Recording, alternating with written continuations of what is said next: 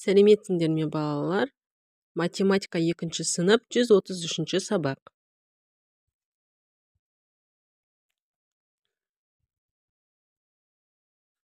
Сабақ математикалық модельдеу дейді.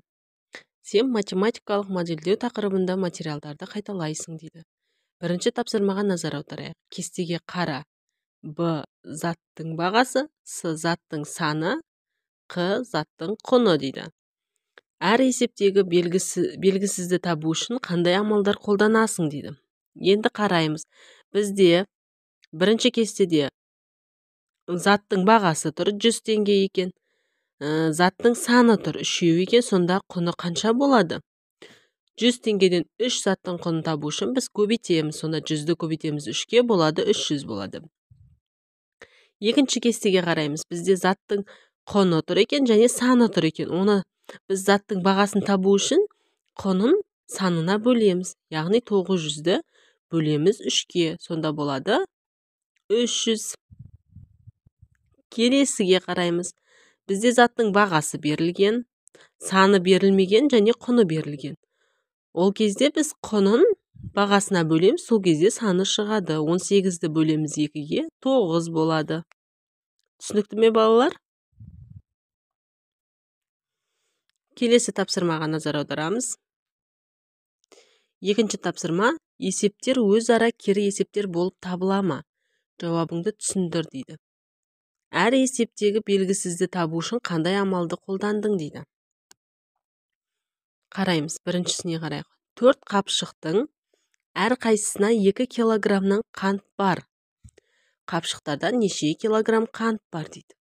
4 қапшықта әр қайсысына 2 килограммнан болғанда көбейткен кезде барлығы 8 килограмм қант бар екен. Екіншісін қараймыз.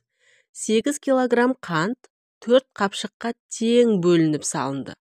Бір қапшықта неше килограмм қант бар дейді. 8 килограмм 4 қапшыққа бөлеміз. Сонда болады 2 килограмм. Сонда әр қапта 2 килограмм қант бар. Келесі, 8 килограмм қант 2 килограммнан қапшықтарға бөлініп салынды. Неше қапшық қажет болды дейді. 8 килограммды 2 килограммға бөлген кезде 4 қап. Сонда әр қайсысына 2 килограммнан салған кезде 4 қапшыққа салынады. Бұлар өзара кері есептер. Яғни өзара кері амалдарды қолдану арқылы шығарылған есептер. Әрине, бұлар өзара кері есептер болып табылады. Әне, көрдіңдер ме сұраққа? Есептер өзара кері есептер болып табыла ма? Иә, бұлар өзара кері есептер болып табылады. Келесі үшінші тапсырмаға назар аударамыз. Үшінші тапсырма: есептерді шығар дейді. 16 литр май 8 бөтелкеге тең бөлініп құйылды. Әр бөтелкеге неше литр май құйылды? Біз табу үшін 16 литр майды 8 бөтелкеге бөлеміз. Сол кезде әр қайсысына қанша литр май құйылғанын табуға болады. 16-ны бөлеміз 8-ге, болады 2 литр. Сонда әр бөтелкеге тең де 2 литрден май құйылған. Келесіне қарайық. Хайуанаттар бағында 6 тоты құс бар.